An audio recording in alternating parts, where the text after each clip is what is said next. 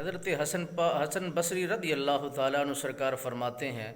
میں نے مریدوں کو اکٹھا کیا اور بتلایا، جس طرف تم نے دل لگایا ہوا ہے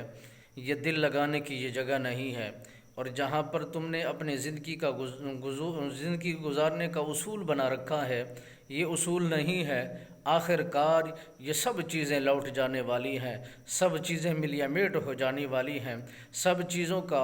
آخر ایک نہ ایک دن یہاں سے ختم ہو جانے والا ہے۔ پہاڑوں میں رہنے والے بھی ملیا میٹ ہو جائیں گے، اور محلات میں رہنے والے بھی یہاں دنیا سے رخصت ہو جائیں گے،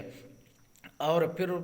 پھولوں کی سیدوں پر سونے والے بھی آخر کار موت کے گھاٹ اتر جانے والے ہیں، اور پھر لحد کے اندر اتار دیے جائیں گے۔ ان کی موت اور ان کی حیاتی مبارک ہوتی ہے جن کا تعلق خدا کے ساتھ جڑا ہوا ہوتا ہے، اور جن کا وسط قادر مطلق کے ساتھ وابستہ ہوتا ہے۔ وہی جوان، وہی انسان اللہ کے حضور مقبول الدعا ہوتے ہیں، اللہ کے حضور نام رکھتے ہیں، انہی کی اجرت بنتی ہے، انہی پر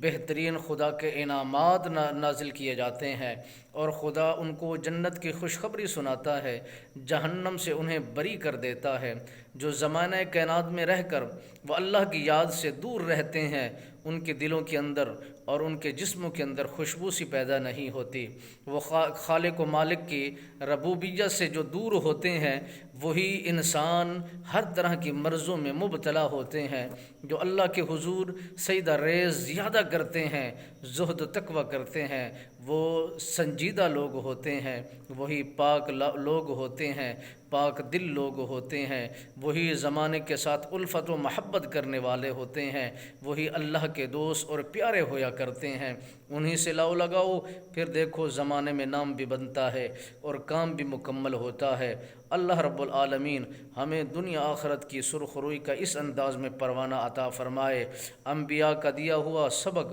ہمیں اپنانے کی توفیق نصیب فرمائے، اور اسلاف کا راستہ جو انہوں نے چنا ہے اسی پر ہمیں چلنے کا شوق و جذبہ عطا فرمائے۔